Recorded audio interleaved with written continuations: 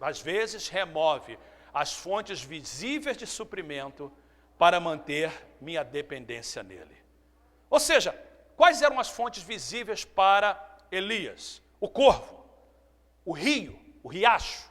Deus remove isso para dizer, Elias, não é o corvo, Elias, porque senão Elias podia até querer adorar o corvo, ou adorar o rio. Deus fala, não, depende de mim. Você não precisa de depender do homem. O homem é instrumento de Deus para te abençoar. O meu patrão, o seu patrão, instrumento de Deus para nos abençoar. E Deus, então, às vezes, Ele remove. Por isso que, às vezes, Deus faz você perder sua casa, perder seu carro, perder o seu trabalho, porque Deus não quer que você dependa de você mesmo.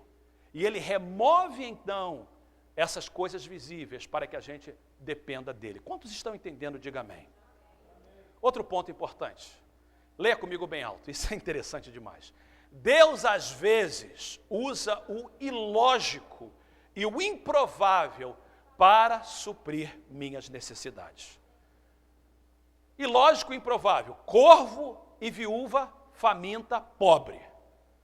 A gente pensa assim, não, se Deus mandasse uma pessoa rica na nossa igreja, um milionário, eu sei que vocês pensam de vez em quando, que eu também penso assim, se eu ganhar, não, você não sabe nem o que eu vou falar, se eu ganhar na loteria, quantos sabem o que eu estou falando? Eu não quero que você levante a mão, mas quantos já compraram um bilhetezinho na quarta-feira? Eu quero te dizer por que você faz isso. Porque na sua mente, eu fui falar uma vez com uma pessoa que ela falou para mim, eu quero ganhar na loteria porque eu vou fazer muita coisa para Deus. Eu vou dar para missões, eu vou fazer a obra de Deus, dinheiro na minha mão é para ser abençoado. Eu penso também assim, eu vou ser sincero para vocês, eu já pensei assim também. Porque às vezes a gente pensa no lógico. O lógico é, um rico vai entrar na igreja e vai dar uma oferta de $1 milhão. Pode até acontecer, mas geralmente Deus usa o ilógico e o improvável. Ele usa uma viúva pobre, ele usa um imigrante trabalhador, ele usa um ilegal, ele usa uma pessoa que parece que não tem nada, e são essas pessoas, deixa eu falar uma coisa, as pessoas que mais trabalham na obra de Deus, não são os ricos, mas são as pessoas que têm o coração certo para com Deus. Deus, muitas vezes, usa o ilógico e improvável para suprir minha necessidade. Próximo ponto importante, eu tenho muitos. Vamos lá. Eu raramente uso a minha fé, a não ser que haja uma necessidade que requeira fé. Leia comigo. Eu raramente uso a minha fé, a não ser que haja uma necessidade que requeira fé. Ou seja, fé é como um músculo, gente. Se eu não preciso dele, se eu não preciso de levantar nada, eu nunca vou usar esse músculo. Eu só uso o músculo uma vez que eu preciso dele. Domingo passado o pastor Max pregou de uma forma muito linda uma mensagem sobre fé. E fé é isso, a fé só acontece quando a gente precisa dela. E no momento de crise que você tem que mais desenvolver a sua fé, é no momento de crise que você tem que acreditar que Deus está em controle. Olha, queridos, nós estamos vivendo num tempo muito interessante. Deixa eu fazer uma pausa. Na sexta-feira, eu vinha no avião, eu comprei o jornal O Globo antes de entrar no avião, eu estava lendo o Globo. E tinha na primeira página diz assim, Lula diz que o problema da crise são brancos de olhos azuis. Foi o que o presidente Lula disse. E do lado de Gordon Brown, ele falou isso aqui, é o primeiro-ministro britânico. E aí perguntaram para ele, mas você tem certeza que você está falando isso? Eu falei, eu nunca vi um banqueiro negro ou índio. E ele falou isso então, e as pessoas... Então, o assunto como é que ele foi falar isso na frente do primeiro-ministro britânico? Aí eu fui continuar, achei interessante, estava lendo, olha o que eu encontrei no jornal o Globo. A crise atual como preparação do fim. Diz assim, o jornal de sexta-feira, junto com Gordon Brown, primeiro-ministro britânico, Lula chamou de válida e pertinente a proposta da China a ser apresentada na reunião do G20, de ser criada uma moeda global.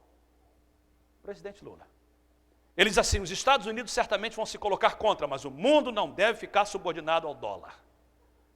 A reunião do G20 vai acontecer nas próximas semanas. Então, há uma introdução, apoiado pelo presidente Lula e pelo primeiro-ministro britânico, de uma proposta de uma moeda única global. Gente, Desde que eu sou criança, eu ouço que isso vai acontecer um dia.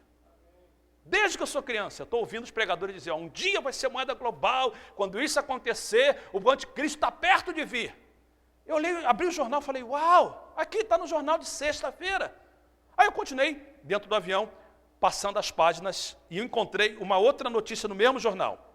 Nobel pede uma nova moeda global.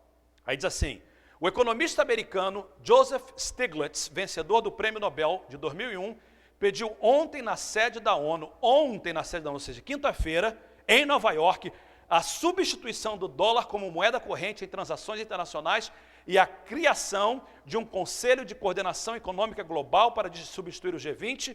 O novo conselho teria 25 membros, faria parte da ONU, atuaria de forma semelhante ao Conselho de Segurança e nenhum de seus membros teria o poder de veto.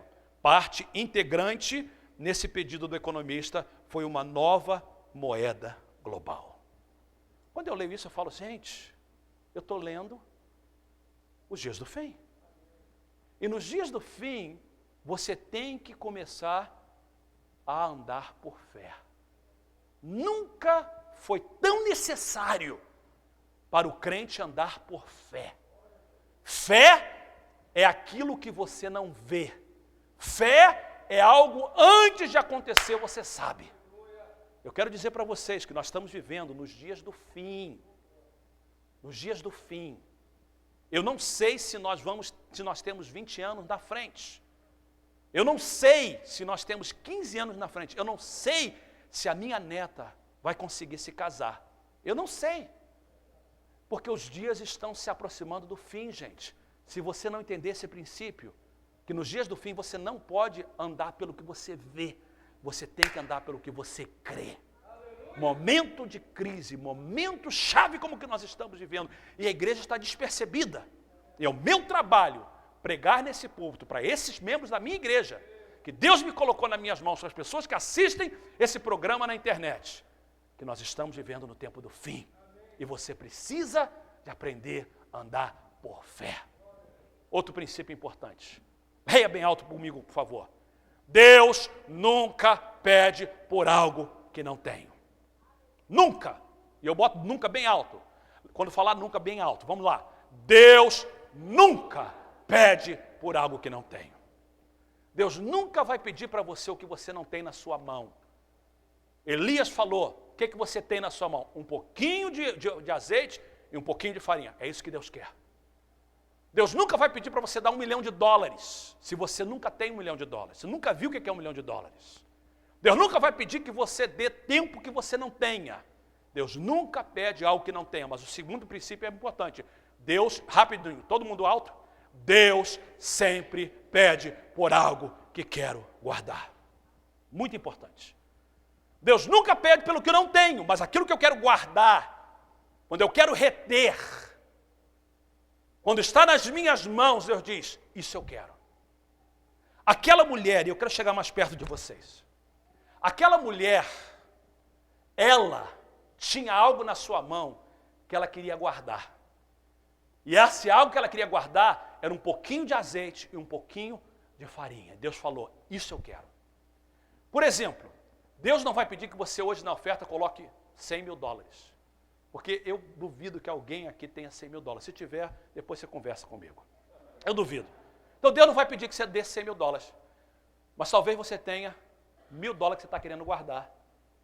Você tem 2 mil que você está querendo guardar. E Deus pode pedir, não estou dizendo que está pedindo, mas Deus pode pedir o que você está querendo guardar.